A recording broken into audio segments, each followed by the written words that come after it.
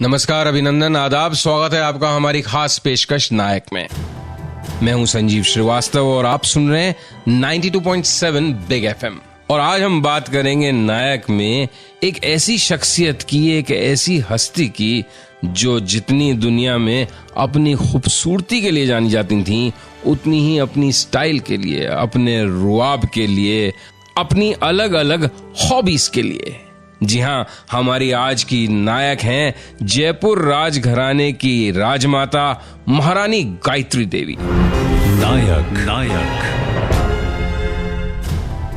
जिन्हें world famous वोग magazine ने दुनिया की सबसे खूबसूरत 10 महिलाओं की सूची में शामिल किया था, जिसमें गायत्री देवी के साथ थी जैकी कैनेडी, प्रेसिडेंट कैनेडी की पत्नी भी। बचपन में उनका नाम था आयशा। शिकार की, खेलकूद की बहुत शौकीन। सिर्फ 12 साल की उम्र में एक बघेरे का शिकार कर लिया था गायत्री देवी ने। उनके शौक लड़कों की तरह थे। घुड़सवारी वो करती थी, शूटिंग वो करती थी, पोलो उन्हें बेहद पसंद था। कूच बिहार की वो राजकुमारी थी। बचपन बहुत ठाट बाट से बीता था। पढ़ाई हुई थी शिक्षा महल में, फिर शांति निकेतन में और उसके बाद लंदन और स्विट्जरलैंड में। 1939 से 1970 तक गायत्री देवी जयपुर की महारानी थी। तो आज आपको बताऊंगा कि कैसे अपने से उम्र में काफी बड़े और 2 बार शादी कर चुके महाराजा से शादी की गायत्री देवी ने। क्यों और कैसे राजमाता गायत्री देवी का नाम गिनीज बुक ऑफ रिकॉर्ड्स में दर्ज हुआ था, और कैसे बिग बी यानी अमिताभ बच्चन भी कॉलेज के दिनों में ही दिल दे बैठे थे गायत्री देवी को, बड़े फैन थे उनके। और भी होंगे कई दिलचस्प, रोचक और प्रेरणादायक किस्से। आप बने रहिए मेरे साथ और सुनते रहिए नायक। नमस्कार, अभिनंदन, आदाब। आप सुन रहे हैं हमारी खास पेशकश नायक। मैं हूं संजीव श्रीवास्तव और बात कर रहे हैं हम आज एक ऐसी शख्सियत की जिनका शुमार अपने जमाने में होता था दुनिया की सबसे खूबसूरत महिलाओं की फहरिस्त में। The one and only Gayatri Devi, farmer Rajmata of Jaipur. तो बताता हूं आपको कि कैसे हुआ गायत्री देवी का प्रेम विवाह 2 बार शादी कर चुके महाराजा से। गायत्री देवी को बचपन से ही पोलो खेलने और पोलो देखने का बड़ा शौक था।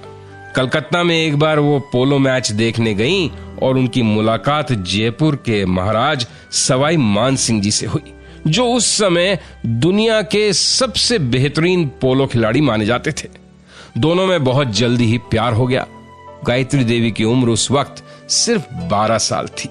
महाराजा सवाई मानसिंह की उम्र थी 21 साल। गायत्री देवी लड़कों जैसे कपड़े पहनकर, बंदूक हाथ में लेकर घुड़सवारी करती थीं, घूमती थीं, टेनिस खेलती थीं। उधर महाराजा सवाई मानसिंह की जो पत्नियां जयपुर में थीं, वो राजपूताना परंपरा का निर्वाह करते हुए पर्दे में रहती थीं। शुरू में दोनों ही तरफ से इस शादी का काफी ऑपोजिशन था। खासतौर पर गायत्री देवी के भाइयों का मानना था कि जयपुर के महाराजा की ऑलरेडी 2 बार शादी हो चुकी है, कुछ दिनों बाद वो तुम्हें भी भुला देंगे, इसलिए तुम इनसे शादी न करो। लेकिन गायत्री देवी कहाँ मानने वाली थीं। उन्होंने एक इंटरव्यू में कहा था कि जब वो सिर्फ 12 साल की थीं, तभी उन्होंने निश्चय कर लिया था कि अगर वो शादी करेंगी किसी से तो वो सवाई मानसिंह जी से ही करेंगी, जयपुर के महाराज से। सवाई मानसिंह जी और गायत्री देवी के बीच लव अफेयर चला 6 साल तक। शादी हुई 9 मई 1940 के दिन।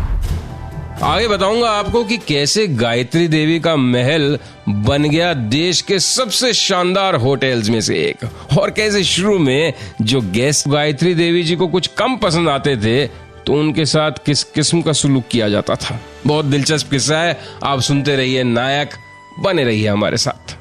नमस्कार, अभिनंदन, आदाब। स्वागत है आपका हमारी खास पेशकश नायक में। मैं हूं संजीव श्रीवास्तव और आप सुन रहे हैं 92.7 बिग एफएम।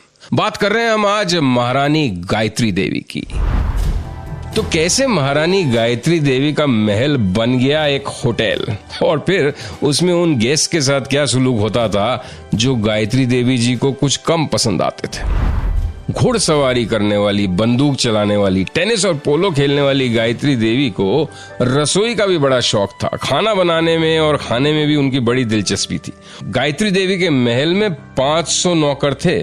रसोइये जयपुर के भी थे और कुछ उनके मायके यानी कूच बिहार से भी लाए गए थे। जयपुर में गायत्री देवी जी की रिहाइश थी पहले रामबाग पैलेस। जब महाराजा सवाई मानसिंह ने इसे होटल में बदलने का फैसला किया तो गायत्री देवी जी शुरू में तो बड़ी दुखी हुई, मायूस हुई। पूछा भी कि अपने महल को हम होटल क्यों बना रहे हैं। सवाई मानसिंह जी का कहना था कि हमें इतनी महल की जरूरत नहीं है जितनी जयपुर को एक अच्छे होटल की। और बात बिल्कुल सही है। जयपुर का सबसे पुराना 5 सितारा होटल है रामबाग पैलेस और आज भी देश के सबसे खूबसूरत और भव्य होटल्स में से एक है। तो शुरू में जब ये होटल बना तो रोज आमंत्रित लोगों की सूची तैयार होती, गेस्ट इनवाइट किए जाते, डिनर पे बहुत अच्छी शानदार वाइन पिलाई जाती और फिर उन्हें बड़े सम्मान के साथ रवाना कर दिया जाता। ज्यादातर गेस्ट तो सम्मान पूर्वक आते थे और सम्मान पूर्वक ही विदा किए जाते थे, लेकिन कुछ अनफॉर्चुनेट गेस्ट ऐसे भी होते थे जो गायत्री देवी जी को किसी वजह से कम पसंद आते थे।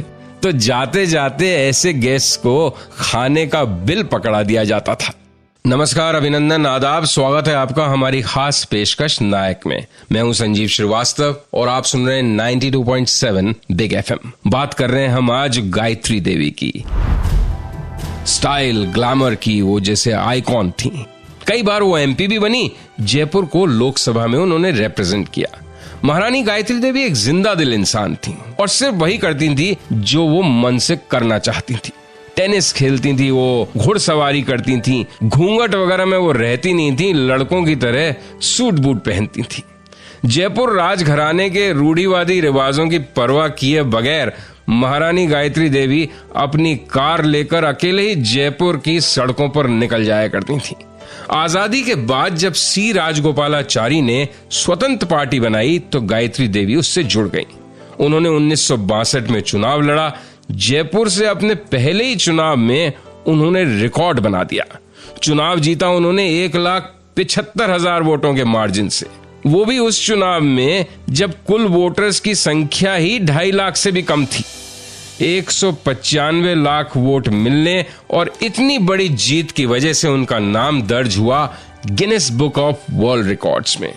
इस जीत के बाद वो गई अमेरिका, जहां वो मेहमान बनी राष्ट्रपति जॉन F कैनेडी की। नमस्कार, अभिनंदन, आदाब, स्वागत है आपका हमारी खास पेशकश नायक में। मैं हूं संजीव श्रीवास्तव और आप सुन रहे हैं 92.7 बिग FM। बात कर रहे हैं हम आज ग्लैमर, फैशन और स्टाइल की दुनिया की आइकॉन महारानी गायत्री देवी। तो कैसे अमिताभ बच्चन बिग बी भी महारानी गायत्री देवी की खूबसूरती पे मर मिटे थे और कॉलेज के दिनों में ही उनके फैन बन गए थे, बहुत ही दिलचस्प किस्सा है। असल में गायत्री देवी जितनी सुंदर थीं, उतनी उनकी बोल्ड लाइफस्टाइल लोगों के बीच आकर्षण का कारण बनती थी। उनकी ड्रेसिंग सेंस, उनके रहन सहन का तरीका सबसे अलग और खास होता था। Fashionable bell bottoms, French chiffon की साड़ियां, इन सब को गायत्री देवी ने ट्रेंड बनाया था। स्लैक्स पहनकर, टाइट जीन्स पहनकर वो घुड़सवारी करने जब निकलती थीं तो लोग बस देखते ही रह जाते थे। पर्ल, मोतियों की ज्वेलरी जो पहनती थीं, ये सब बातें ऐसी थीं जो गायत्री देवी को दूसरों से बिल्कुल अलग खड़ा करती थीं।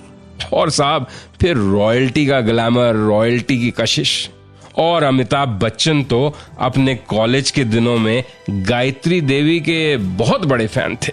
सोशल मीडिया पर एक्टिव रहने वाले अमिताभ बच्चन ने अपने ब्लॉग में लिखा था कि पोलो ग्राउंड, पोलो मैच देखने कम, वो गायत्री देवी को निहारने के लिए ज्यादा जाया करते थे।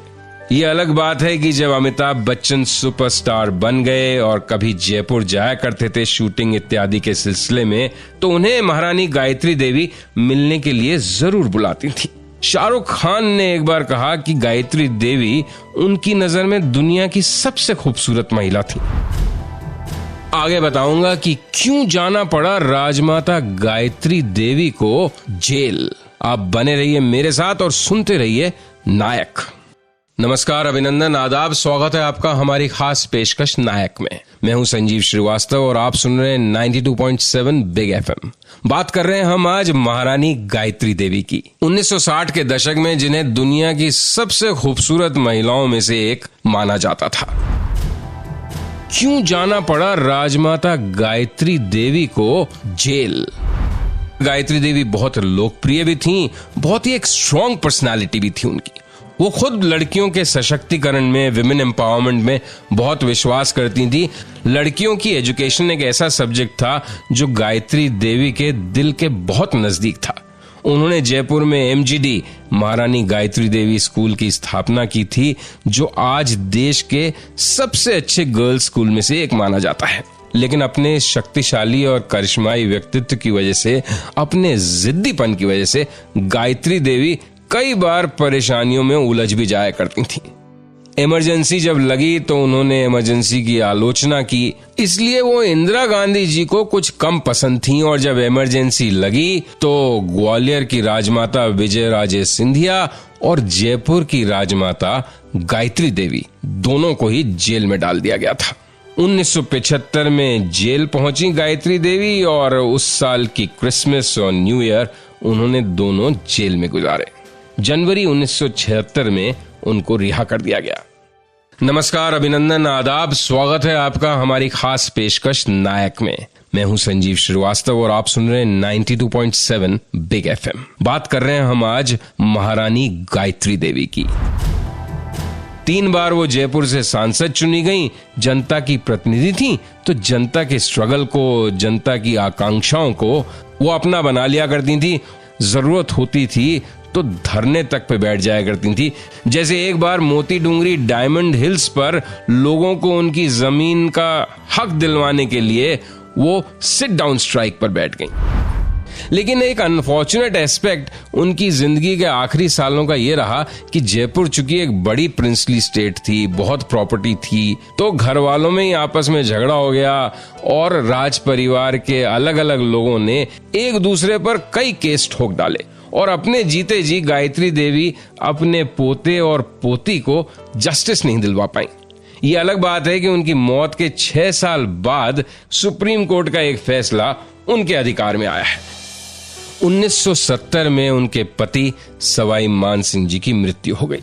एक इंटरव्यू में गायत्री देवी ने कहा कि उनके जीवन का सबसे मुश्किल, सबसे चुनौतीपूर्ण काम था अपने पति के बिना जीवन गुजारना। लेकिन गायत्री देवी आखिरी सांस तक खुश मिजाज थी और इस बात का दोस्तों मैं चश्मदीद गवाह हूं। उनकी मौत से शायद करीब 1 साल पहले मैं उनसे मिला था, उनके निवास लिली पूल में, जयपुर में रामबाग पैलेस के बिल्कुल पास। बड़ी जिंदा दिली से वो मिली थी और बुजुर्ग बहुत हो गई थी, 80 के ऊपर उनकी उम्र थी, लेकिन चेहरे पे नूर वही था जिसके लिए गायत्री देवी ताउम्र दुनिया में जानी जाती रही। तो ये थी हमारी आज की नायक गायत्री देवी। कल शाम 8 बजे एक बार फिर हाजिर होता हूं आपके सामने एक नए नायक की कहानी के साथ। तब तक के लिए मुझे संजीव श्रीवास्तव को दीजिए अनुमति। नमस्कार, शुभ रात्रि, गुड नाइट, शब बखैर, टेक केयर एवरीवन।